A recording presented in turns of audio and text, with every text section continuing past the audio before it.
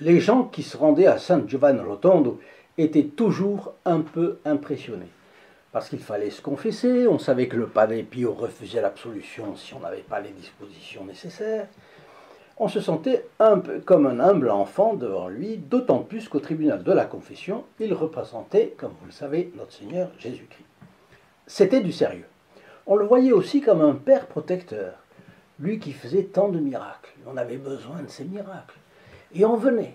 Et il vivait dans l'intimité de Dieu. Donc quelque chose de la majesté de Dieu déteignait d'une manière ou d'une autre sur la façon dont on envisageait ce pauvre moine. Mais nous allons voir que le Padre Pio avait une autre position aussi, c'est celle de l'enfant innocent et ses attitudes diverses, ou ses visages, si vous voulez, ces deux visages très divers, étaient vrais tous les deux.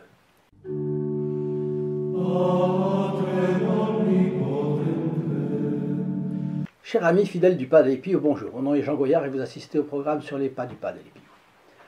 Notre-Dame est le raccourci pour aller à Dieu. Confier le Padre Pio à un fils spirituel. Et pour lui, eh bien, elle représentait vraiment une seconde mère. Et je dirais même presque la première. Alors son amour pour la Sainte Vierge était manifeste devant le tableau de la Madone à l'enfant Jésus qui surplombe le maître-autel de l'ancienne et petite église de San Giovanni Rotondo. Si vous allez sur internet, vous le voyez.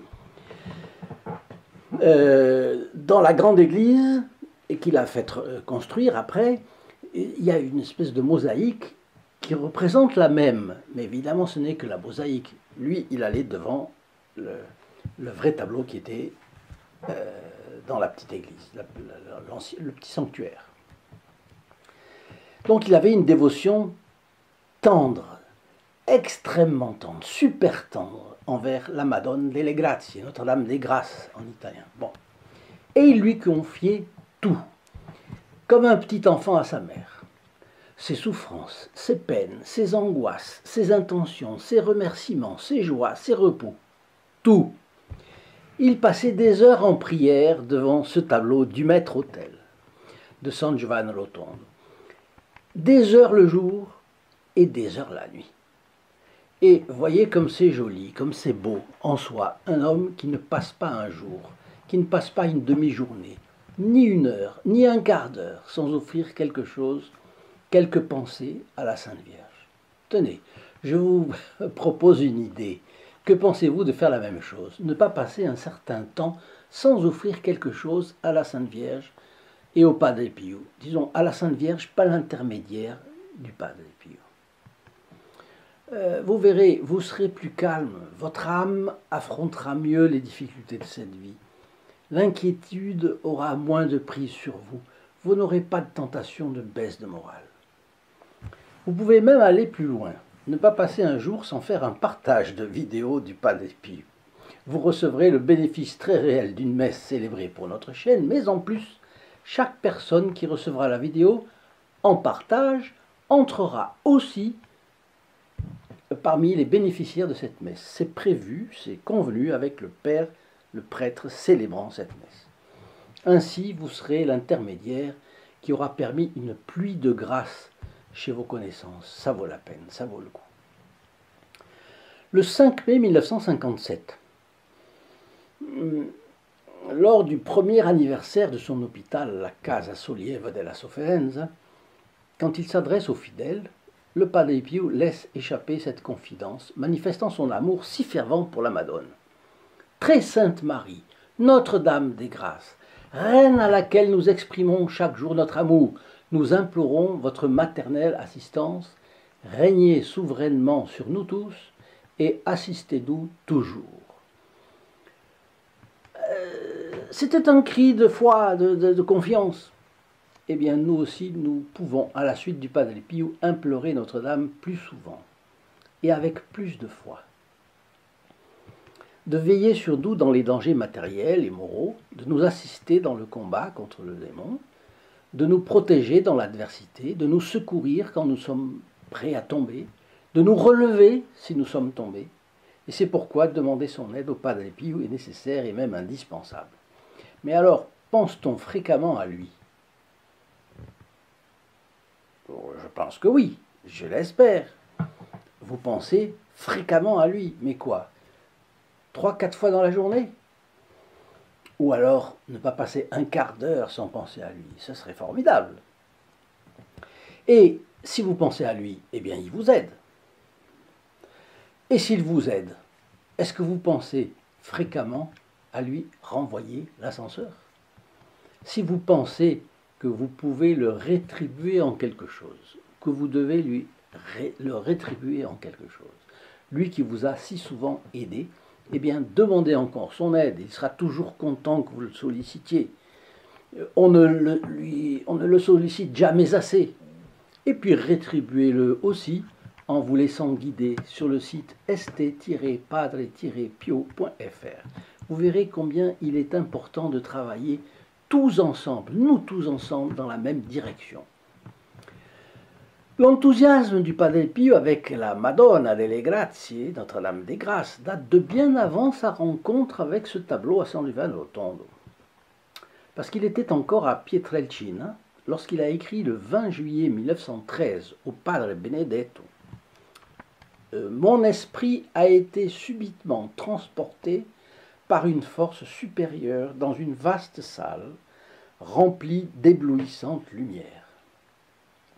Sur un trône en hauteur, constellé de pierres précieuses, je vis une dame d'une rare beauté. C'était la Sainte Vierge, la très Sainte Vierge, avec l'enfant sur les genoux. Celui-ci avait une attitude majestueuse, un visage plus splendide et lumineux que le soleil. Autour d'eux, une grande multitude d'anges, sous les aspects les plus resplendissants. Ça, on le trouve dans la correspondance du Padre Pio, le tome 1, qui est réservé à sa correspondance avec ses directeurs spirituels. D'abord le Padre Benedetto et ensuite le Padre Agostino. Mais c'est le Padre Benedetto avec lequel il s'entendait vraiment bien. Voyez la simplicité avec laquelle le Padre Pio raconte sa vision à son père spirituel, le Père Benedetto. Entre parenthèses, c'est le seul personnage à avoir compris quelle était son immense mission ici-bas. Il l'a bien dit.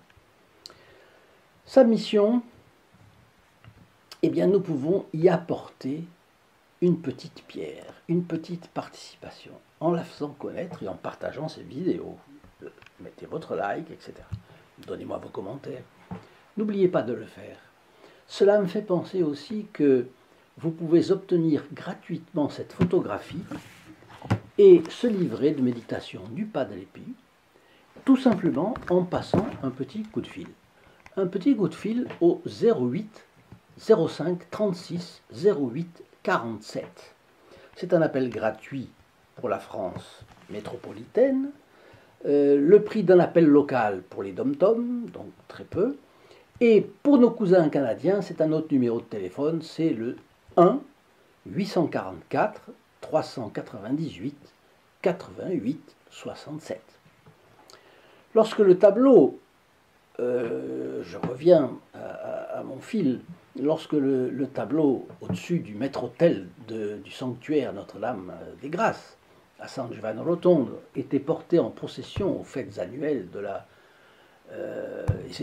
ça se passait autour du 8 septembre. 8, 9, 7, 8, 9, 10 septembre, bon. Deuxième semaine de septembre, donc. Le Padre Pio ne s'habituait pas à voir l'autel dépouillé de la fameuse image devant laquelle il priait tellement. Il disait que sans elle, l'église lui semblait vide et qu'il se sentait quasi orphelin. Un après-midi de septembre 1965, après le salut au Très Saint-Sacrement, pendant ces fêtes, autour du 8 septembre, bien entendu, après le salut du Saint-Sacrement, les fidèles sont restés dans l'église en attendant le retour de l'image partie en procession dans la ville. Il y a ceux qui accompagnent la procession, il y a ceux qui restent. Et le Padre Pio est lui aussi resté à sa place en priant. Soudain, Don Pierino Gaglione, qui est un prêtre, dont on appelle en Italie les prêtres Don Pierino Gaglione, le voit sauter sur ses pieds et s'appuyer sur le parapet. Je pense que quand ils disent parapet, ça voulait dire la table de communion, en fait, en criant quelque chose. Il se souvient, j'ai pensé qu'il se fâchait contre quelqu'un. Parfois, il se fâchait. Et j'ai craint de m'approcher. Mais en regardant son visage, j'ai vu qu'il pleurait. Qu'il pleurait comme un enfant que sa mère aurait laissé seul à la maison et qu'il la voit revenir. Et il criait fort. Mamie, amie, mamie, amie, ma chère maman, ma chère maman. J'étais émerveillé de voir le Padre Pio, dont la figure était celle d'un père, mais dont l'attitude devant sa mère dans le ciel était celle d'un petit enfant. Vous voyez comme c'est délicieux de voir le Padre Pio dans ces attitudes-là, et de voir les deux opposés en plus.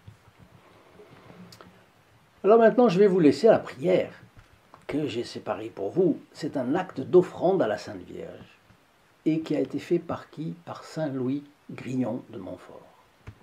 Ce n'est pas son acte de consécration, ce n'est pas la consécration à la Sainte Vierge, c'est un acte d'offrande, qui est un prélude à l'autre.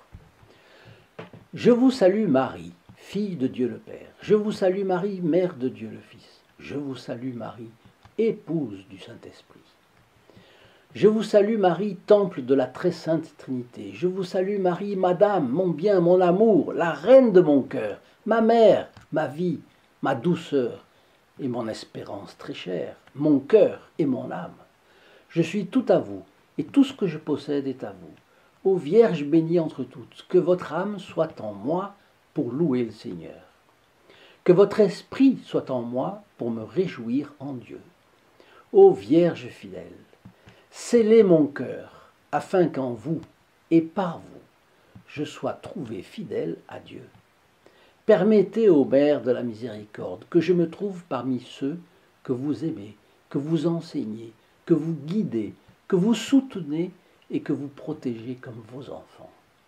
Accordez-moi, par votre amour, de mépriser toutes les consolations terrestres et de n'aspirer qu'aux consolations célestes, jusqu'à ce que Jésus-Christ, votre Fils, soit formé en moi pour la gloire du Père, par l'Esprit Saint, votre époux très fidèle, et par vous, son épouse très fidèle. Ainsi soit-il. Et cela se trouve dans le traité de la vraie dévotion à la Sainte Vierge de Saint Louis Grignon de Montfort. Chers amis fidèles du Padre Pio, je vous dis à très bientôt. Au revoir. In nome del Padre, del Figliolo e dello Spirito Santo, e così sia. Sia lodato Gesù e Maria, e